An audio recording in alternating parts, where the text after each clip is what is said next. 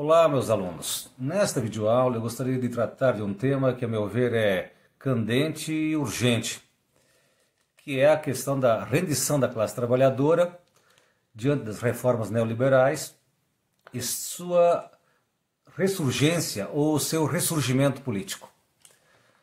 Estamos vivendo num momento político conturbado de intensa polarização entre os representantes políticos das elites econômicas em nosso país e os representantes dos trabalhadores. Assistimos nas últimas semanas o retorno dos protestos e da mobilização de setores populares, liderados por diversos movimentos sociais em defesa da democracia, contra o racismo estrutural, por mais emprego e pela saída do governo Bolsonaro. Sem, contudo, percebermos uma articulação e uma ação mais ostensiva de partidos políticos e de centrais sindicais. Tal ausência se deve, a meu ver, em grande parte, às medidas sanitárias de isolamento social adotadas no Brasil. Diante de um cenário de escalada do autoritarismo e de ameaça às instituições democráticas e aos direitos civis e políticos dos cidadãos brasileiros, por parte do governo Bolsonaro, ressurgem, apesar de expectativas contrárias, movimentos sociais ligados à classe trabalhadora e a setores populares, sinalizando de uma forma simbólica seu poder de mobilização e de contestação política. Entretanto, uma pergunta se impõe. Por que a classe trabalhadora permaneceu passiva e inerte diante das recentes reformas trabalhista e previdenciária que confiscaram direitos historicamente conquistados mediante lutas políticas?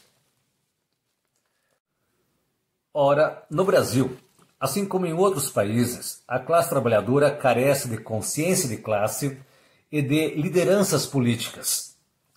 A desigualdade de poder entre capital e trabalho, aliada ao fato de que o Estado brasileiro assumiu uma orientação neoliberal ou ultraliberal e se pôs a serviço, quase que exclusivamente, dos interesses capitalistas, explica em grande medida o conformismo ou o imobilismo político da classe trabalhadora. Soma-se a isso o fato de que a grande mídia disseminou a falsa ideia de que a causa da corrupção no Brasil, ou da corrupção política no Brasil, estava ou está ligada exclusivamente ao Partido dos Trabalhadores, gerando um sentimento antipetista na sociedade e entre muitos trabalhadores. Ademais, é preciso considerar que a consciência de classe, que diz respeito à percepção de qual é minha origem e meu lugar social, ou na estrutura da sociedade de classes, não surge espontaneamente.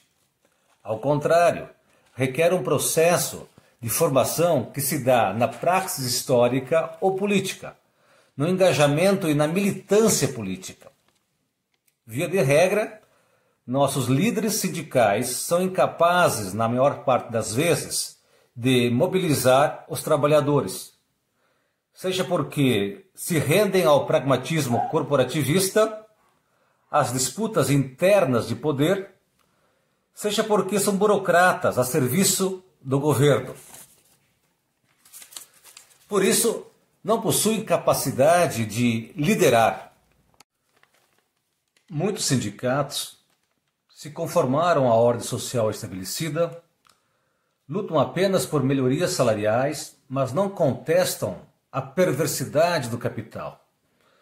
De igual modo, a maior parte dos partidos políticos alinhados mais à esquerda limitaram-se a assimilar as reformas neoliberais como algo inevitável, diante da ofensiva do capital sobre o trabalhador. Portanto, sem resistência e sem capacidade de mobilização dos trabalhadores. Acresce a isso o fato de que a reforma trabalhista reduziu e enfraqueceu o poder político dos sindicatos.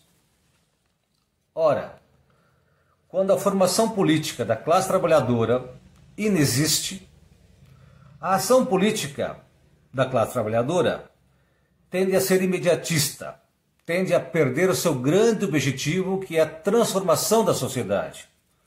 Mas a transformação da sociedade não ocorre sem a consciência da necessidade dessa transformação. No lugar da consciência de classe ou da consciência crítica, adentra a mente dos trabalhadores a ideologia que se manifesta como consciência ingênua ou alienada. A alienação é a introjeção da dominação na mente do dominado, de modo que a grande parte dos trabalhadores, mundo afora, se revela mais defensora que opositora ao sistema capitalista que a explora e oprime. Se assim não fosse, como explicar, por exemplo, o fato de que no Brasil a grande maioria do povo é constituído de trabalhadores, mas elegeu um candidato nas últimas eleições presidenciais que é representante das classes dominantes ou das elites econômicas, mas com o consentimento de muitos trabalhadores. A ideologia, que consiste em distorcer a percepção da realidade, ao inverter a percepção dos fatos, ou a lógica de explicação dos fatos, tem na grande mídia seu principal veículo de disseminação, deformando a consciência ou o pensamento dos trabalhadores, alterando a percepção de si e de seus opressores.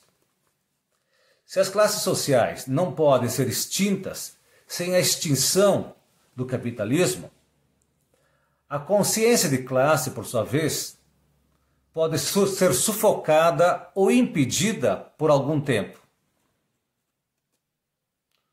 Por outro lado, não se pode esperar que outra classe social,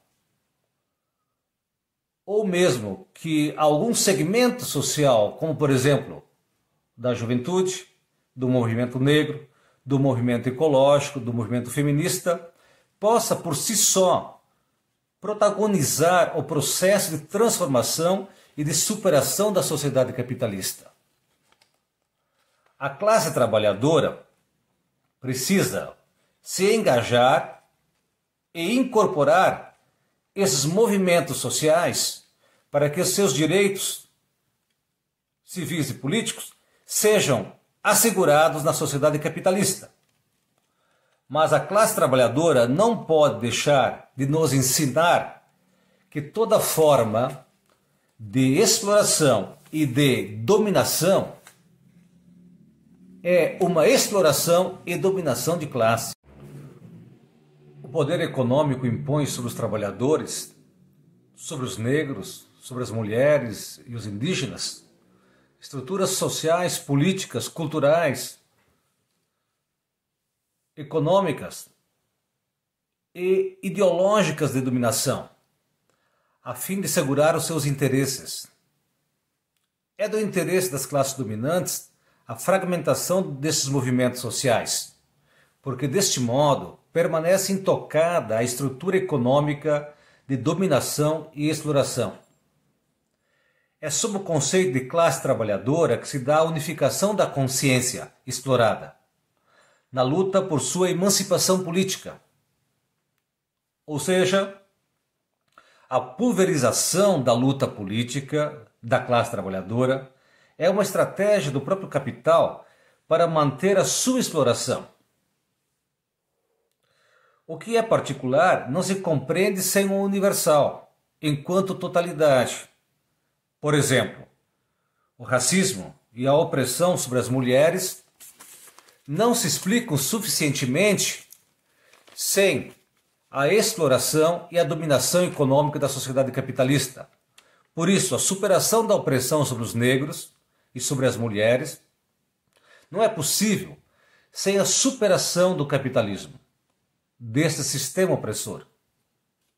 Na luta política contra o capitalismo, os trabalhadores não podem prescindir da força e do poder das minorias políticas, dado que a luta política pode se organizar a partir de demandas particulares para ganhar alcance universal. Seja como for, é sempre pela mediação da praxis, da relação dialética entre teoria e prática, que a transformação social é possível. Neste caso, uma luta suprapartidária em defesa, por exemplo, da democracia ou em defesa do direito das minorias, é uma luta fadada ao fracasso, porque não questiona o tipo de sociedade que é a sociedade burguesa, nem questiona que tipo de democracia é a democracia liberal ou burguesa. A luta dos negros contra o racismo poderá ser uma luta em glória se não for politizada, isto é, se não for compreendida a partir da desigualdade econômica e das contradições sociais do capitalismo, que mantém relações de exploração e de dominação. A dignidade do trabalhador não pode ser assegurada pelo capitalismo. E se o trabalhador for negro, ele é então duplamente explorado e dominado. E se for uma mulher negra, ela é explorada enquanto trabalhadora, discriminada por ser negra e oprimida por ser mulher.